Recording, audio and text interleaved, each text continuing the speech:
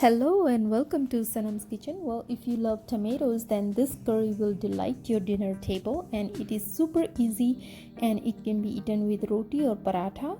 And if you like to watch all my recipes in Hindi, please subscribe my Sanam's Kitchen Hindi channel. So to see how this curry is made, let's start with heating up a 2 teaspoon of oil. Add cumin seeds, mustard seeds, and pinch of asafoetida or hing, curry leaves and chopped onions. Saute for a few seconds. Then we're going to add turmeric powder, red chili powder, and ginger and green chili paste and garlic paste. Mix everything well, cook for another minute, and then we are going to add finely chopped tomatoes. I took about 8 medium-sized tomatoes and finely chopped them. Now we are going to mix them. Now I'm adding about 1 cup of water and 1 teaspoon of dhania jeera powder and 1 teaspoon of garam masala, more red chili powder, and jaggery or gur, and salt as per taste. Now mix everything well so that it's well incorporated. Now cover this and let it cook for about 10 minutes on a low flame. So about after 5 to 6 minutes I check for the gravy. Now to thicken up the gravy, I'm going to take 2 teaspoon of water and about 1 teaspoon of gram flour or besan. Mix it for lump free slurry and then add it to your curry. This will thicken up the curry and without reducing any further.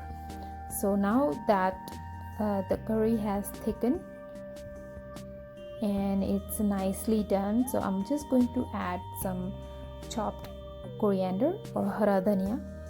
Look how beautiful and colorful it looks, and I'm going to save some for later garnishing. Now the curry is ready. Now we are going to take it out in a serving bowl. This is really flavorful and very delicious.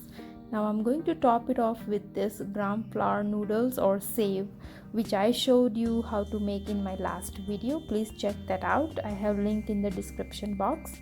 So we're going to top that off and sprinkle some more fresh coriander, and your curry is ready.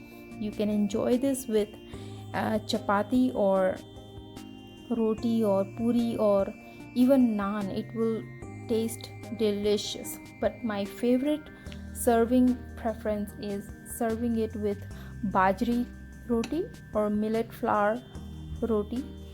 It is very healthy and gluten free. So, and I'm going to add a dollop of ghee, pure desi ghee. And wow, it's amazing aroma, and I'm just going to dip it and take a bite. I hope you guys enjoyed this video. Please don't forget to like, give a thumbs up, and subscribe to my channel. I'll see you next time with one easy recipe. Till then, bye bye.